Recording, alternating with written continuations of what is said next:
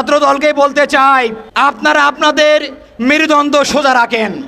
সন্ত্রাসীবাদ পরিহার করে, লাঠিয়াল বাহিনী হওয়ার ভূমিকা পরিহার করে যদি আপনারা না শুধরে যান, তাহলে শুনে রাখেন, আগামী দিনে ছাত্রলীগের মতো করে প্রত্যেকটা ক্যাম্পাসে সাধারণ শিক্ষার্থীরা আপনাদেরকে পেয়ে বিদায় করে দেবে। ছাত্রলীগ যেমন করে বিতাড়িত হয়েছে, আপনারা তেমন করে ইতিহাসের আস্থা করে নিক্ষিপ্ত হবেন। আমরা আপনাদের সক্ষমতা জানি, লম্বা সময় আমরা একসাথে কাজ করেছি আন্দোলনে। বেশি বাড়াবাড়ি করলে জায়গা মতো কিন্তু হাত দিব, আর জায়গা মতো হাত দিলে এদেশে আপনারা সামান্যতম কোনো স্পেস পাবেন না রাজনীতি করার জন্য। জনগণ রাস্তায় নামলে লেজ গুটিয়ে কোন দিক দিয়ে পালাবেন, কোথায় টানলে করেছেন আর কোথায় বাঙ্গারে করেছেন আপনারা সেটাও খুঁজে পাবেন না। দেশে কোনো বিশৃঙ্খলা তৈরি হয়, এর দায় রাষ্ট্রপতি জনাব শিলং সালাউদ্দিন সাহেব এবং লন্ডন ফেরত প্রধানমন্ত্রী লুথার কিং তারেক রহমানকে নিতে হবে। একটা দলের বিরুদ্ধে আমাদেরকে বারবার মাঠে নামতে হয়েছে, কখনো ধর্ষণের বিরুদ্ধে, কখনো চাঁদাবাজির বিরুদ্ধে, কখনো বা ছাত্র সংসদ নির্বাচন বন্ধের প্রতিবাদে, কখনো বা লীগ পুনর্বাসন বন্ধের প্রতিবাদে আমাদেরকে বারবার মাঠে নামতে হয়েছে। আজকে আমরা ঢাকার রাজপথে নেমেছি। যে সমস্ত সন্ত্রাসীরা গতকাল চট্টগ্রাম সিটি কলেজে আমার শিক্ষার্থী বন্ধের উপর, আমার শিক্ষকের উপর এবং ছাত্র শিবিরের উপর ন্যাক্কারজনক হামলা চালিয়েছে, তাদের বিচারের দাবিতে আমরা আজকে মাঠে নেমেছি। আশরাফুল ইসলাম ভাইয়ের গোড়ালিতে চাপাতি দিয়ে কিরিচ চালিয়ে যারা গোড়ালি বিচ্ছিন্ন করেছে, সেই সমস্ত ছাত্র দলের সন্ত্রাসীদের বিচারের দাবিতে আমরা আজকে মাঠে নেমেছি। আমরা আজকে মাঠে নেমেছি তেজগাঁও কলেজের মেধাবী শিক্ষার্থী সাকিবুল হাসান রানাকে যারা রুম থেকে ডেকে নিয়ে গিয়ে তার লাশকে আমাদেরকে উপহার দিয়েছিল, সেই সমস্ত ছাত্র দলের পথধারী নেতাদেরকে আমরা বিচারের দাবিতে আজকে আমরা রাজপথে নেমেছে। সংগ্রামী বন্ধুগণ, আপনারা দেখে থাকবেন, ছাত্র দলের এই আচরণ কোনো নতুন আচরণ নয়। 1991 সালে বিএনপি ক্ষমতা আসার পরে দেখবেন প্রত্যেকটি ক্যাম্পাসে তারা গেস্ট রুম, গণরুম, বড় ভাই, অভিভাবক কালচার তারা চালু করেছিল। এরপরে 2001 সালে ক্ষমতায় আসার পরে তারা ছাত্রদেরকে দলদাসে পরিণত করার জন্য এবং তাদের একজন দলীয় কর্মী বানানোর জন্য 2001 সালে তারা 2090 সালের মতো করে পরিকল্পনা গ্রহণ করে। তার ওই ধারাবাহিকতায় 2001 সালে বুয়েটের মতো শিক্ষা প্রতিষ্ঠানে সাবিকুন নাহার সনিকে তারা গুলি করে হলে ক্যাম্পাসে গোলযোগ সৃষ্টি করে। শুধু তাই নয়, 2002 সালে ঢাকা বিশ্ববিদ্যালয়ের রোকেয়া হলে রাতভর আমাদের বন্ধুদের উপরে তারা জুলুম করেছিল। রাতভর আমাদের বন্ধুদের উপরে অমানসিক জুলুম চাপিয়ে তারা আইনের হাত ব্যবহার করে তারা সেখান থেকে নীরবে পালিয়ে গিয়েছিল। শুধু তাই নয় সংগ্রামী বন্ধুরা, আপনারা দেখে থাকবেন 1993 সালে ইসলামী ছাত্র শিবির আজকের মতো করে রাজপথে নেমেছিল।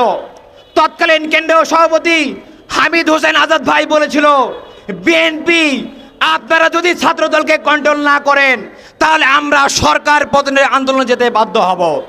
এবং শিবির আন্দোলন করেছিল। 1996 সালে বিএনপি ক্ষমতা ত্যাগ করতে বাধ্য হয়েছিল। আমরা আশা করি ইসলামী ছাত্র শিবিরকে আপনারা এমন কোনো কর্মসূচি দিতে বাধ্য করবেন না। আমি বলতে চাই, ছাত্র দল শুধুমাত্র নির্যাতনমূলক কাঠামোর মধ্যে বদ্ধ ছিল না, তারা যুগে যুগে ছাত্রলীগ পুনর্বাসনের কাজটি করে গেছে। আপনারা খেয়াল করে দেখবেন, কয়েকদিন আগে ঢাকা বিশ্ববিদ্যালয়ে একটা কমিটি হয়েছে। সেই কমিটি হওয়ার সঙ্গে সঙ্গে ছাত্র দলের কয়েকজন সঙ্গে সঙ্গে তারা সংবাদ সম্মেলন ডেকে প্রতিবাদ জানিয়েছে। তারা এভাবে বলেছে, ছাত্র দলের প্যাডে ছাত্রলীগের কমিটি প্রদান করা হয়েছে। তারা গুনিয়ে গুনিয়ে দেখিয়েছে বর্তমান ছাত্র দলের ঢাকা বিশ্ববিদ্যালয়ের নাসির উদ্দিন শাওনকে তারা বলেছে তিনি ছাত্র দলের কর্মী ছিলেন। বর্তমানে ছাত্র দলের কেন্দ্রীয় কমিটির রাজু আহমেদ থেকে শুরু করে তারা 57 জনের তালিকা দিয়ে বলেছিল এই ছাত্র দল মূলত ছাত্রলীগের এক্সটেন্ডেড ভার্সন। শুধু তাই নয়, জাহাঙ্গীর বিশ্ববিদ্যালয়ে তারা কমিটি যখন দিয়েছে তখন আমরা দেখেছি 13 জন ছাত্রলীগকে তারা পুনর্বাসন করেছে। পাবনা মেডিকেল কলেজে যখন তারা কমিটি দেয় 21 জনের, সেই 21 জনের কমিটির মধ্যে আমরা 11 জন ছাত্রলীগকে খুঁজে পাই। শুধু ছাত্র দল নয়, নির্বাচনের পূর্বে বিএনপি একই কায়দায় আওয়ামী লীগকে পুনর্বাসন করেছে। আমরা তো আগে শুধুমাত্র যুব দলের কমিটিতে, আওয়ামী লীগের কমিটিতে, আমরা ছাত্র বিএনপির কমিটিতে আমরা আওয়ামী লীগকে খুঁজে পেতাম, কিন্তু আমরা এখন দেখতে পাচ্ছি বিএনপি ইন্ডিয়ার ছকে জুলাই গণহত্যাকারী আওয়ামী লীগের নেত্রীকে সংসদে নিয়ে ইন্ডিয়ার প্রকৃত দালালের তারা প্রমাণ দিয়েছে। সংগ্রামী উপস্থিতি, আমরা স্পষ্ট করে বলে দিতে চাই, সারাদিন যারা গুপ্ত গুপ্ত বলে মুখে ফেনা ওঠেন, গুপ্ত সংখ্যা কি আপনারা জানেন? সংজ্ঞা আমি 3টে আপনাদের সামনে উপস্থাপন করব।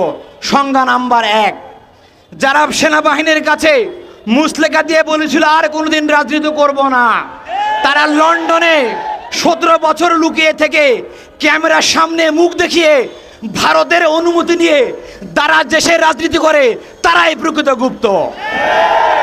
সংজ্ঞা নাম্বার 2, যারা অন্তর্বর্তী সরকারের সময় নিজের গায়ের উপরে নিরপেক্ষতার খোলস লাগিয়ে নির্বাচনে ইঞ্জিনিয়ারিং করে দলীয় সরকারের জনগুরুত্বপূর্ণ মন্ত্রণালয় তারা ভাগিয়ে নিয়ে যারা বলে সবার আগে বিএনপি, তারাই মূলত প্রকৃত গুপ্ত।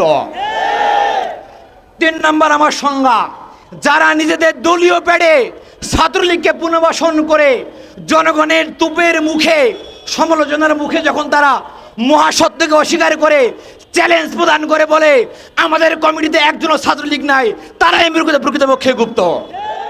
সম্মানিত ভাইরা, এই গুপ্ত সুপ্ত প্রকাশ্য আলটিমেটলি কোনো বিষয় না, এটি একটা টার্ম কার্ড।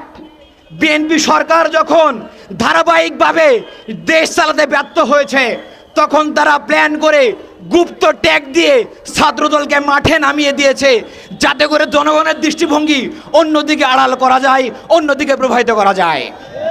মনে রাখবেন, জনগণ এখন বোকা না।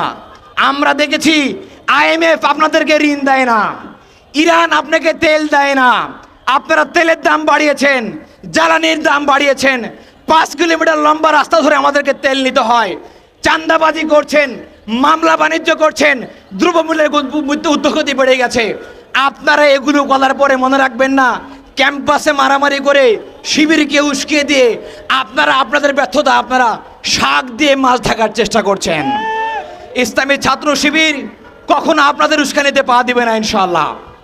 ছাত্র দলকে বলতে চাই, আপনারা আপনাদের মেরুদণ্ড সোজা রাখেন, এখনো সময় আছে। যদি লেজের বৃত্তি পরিহার করে, সন্ত্রাসীবাদ পরিহার করে, লাঠিয়াল বাহিনী হওয়ার ভূমিকা পরিহার করে ছাত্র বান্ধব রাজনীতি করতে আসেন, তাহলে আপনাদের বন্ধুর অভাব হবে না। যদি অপরাজনীতি করেন, শিক্ষকদের উপরে হামলা করেন, শিবিরের উপরে হামলা করেন, শিক্ষার্থীদের উপরে হামলা করেন, তাহলে মনে রাখেন, যদি আপনারা না শুধরে যান, তাহলে শুনে রাখেন, আগামী দিনে ছাত্রলীগের মতো করে প্রত্যেকটা ক্যাম্পাসে সাধারণ শিক্ষার্থীরা আপনাদেরকে পিটিয়ে বিদায় করে দেবে। ছাত্রলীগ যেমন করে বিতাড়িত হয়েছে, আপনারা তেমন করে ইতিহাসের আস্থা করে নিক্ষিপ্ত হবেন। সংগ্রামী উপস্থিতি, সরকারকে আমরা স্পষ্ট করে বলে দিতে চাই, আমরা লন্ডনে পালিয়ে যাই নাই, আমাদের শিলংয়েও থাকতে হয় নাই। আমাদের কেন্দ্রীয় সভাপতি মীর কাসেম আলী ভাইয়ের নামে যখন গ্রেপ্তারি পরোয়ানা জারি হয়, তিনি বিদেশ থেকে ফিরে এসে আইনিভাবে মোকাবেলা করেছেন। ভারতের বিরুদ্ধে, আধিপত্যবাদের বিরুদ্ধে তিনি উচ্চ কণ্ঠ রেখে ফাঁসির দড়ি গলায় নিয়ে শহীদ হয়েছেন। সেই ইসলামী ছাত্র শিবির মীর কাসেমের উত্তরসূরি, আপনারা আমাদেরকে রামদা কিরিস্তাবাদের ভয় দেখাবেন না। আমরা আপনাদের সক্ষমতা জানি, লম্বা সময় আমরা একসাথে কাজ করেছি আন্দোলনে। বেশি বাড়াবাড়ি করলে জায়গা মতো কিন্তু হাত দিব, আর জায়গা মতো হাত দিলে এদেশে আপনারা সামান্যতম কোনো স্পেস পাবেন না রাজনীতি করার জন্য।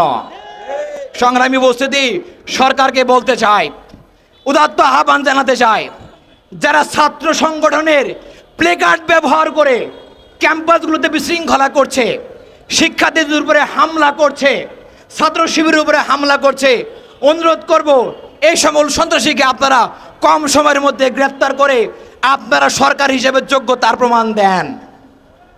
অন্যথায় ইসলামী ছাত্র শিবির রাজপথের সমাধান বের করতে চেষ্টা করবে। এর ফলে যদি কোনো সংকট তৈরি হয়, দেশে কোনো বিশৃঙ্খলা তৈরি হয়, এর দায় রাষ্ট্রপতি জনাব শিলং সালাউদ্দিন সাহেব এবং লন্ডন ফেরত প্রধানমন্ত্রী লুথার কিং তারেক রহমানকে নিতে হবে। সংগ্রামী বন্ধুরা, সর্বশেষ বলতে চাই, চট্টগ্রামের হামলায় যিনি আহত হয়েছেন আমাদের ওয়ার্ড সভাপতি আশরাফুল ইসলাম ভাই, তার চিকিৎসার ব্যয়ভার সরকারকে বহন করতে হবে। কারণ সরকারের পেটুয়া বাহিনী সন্ত্রাসী ছাত্রদল সরাসরি জড়িত ছিল, তার প্রমাণ আমরা ইতিমধ্যে পেয়েছি।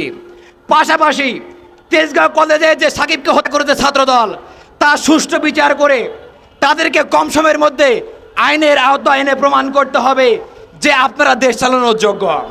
যদি আপনারা ব্যর্থ হন তাহলে মনে রাখবেন আপনাদের সময় খুব বেশি নাই। জনগণ রাস্তায় নামলে লেজ গুটিয়ে কোন দিক দিয়ে পালাবেন, কোথায় টানলে করেছেন আর কোথায় বাঙ্গারে করেছেন আপনারা সেটাও খুঁজে পাবেন না। কাজের সময় থাকতে সাবধান হন, ভালো রাজনীতি করেন, গঠনমূলক কাজ করেন। ইসলামের ছাত্র শিবির কাউকে শত্রু মনে করে না। আগামী দিনে সুন্দর, সমৃদ্ধ এবং বৈষম্যহীন সমাজ তৈরির আন্দোলনে আমরা আপনাদেরকে সহযোগিতা করতে চাই। যদি আপনারা সহযোগিতা করেন তাহলে আমরা একটা উত্তম দেশ উপহার দেবো ইনশাল্লাহ। সংগ্রামী উপস্থিতি, আজকের এই সমাবেশে কষ্ট করে আপনারা সময় দিয়েছেন, সাংবাদিক বন্ধুগণ সময় দিয়েছেন, আপনাদের সবাইকে ধন্যবাদ জানিয়ে আজকের মতো আমার কথা শেষ করছি। আসসালাম।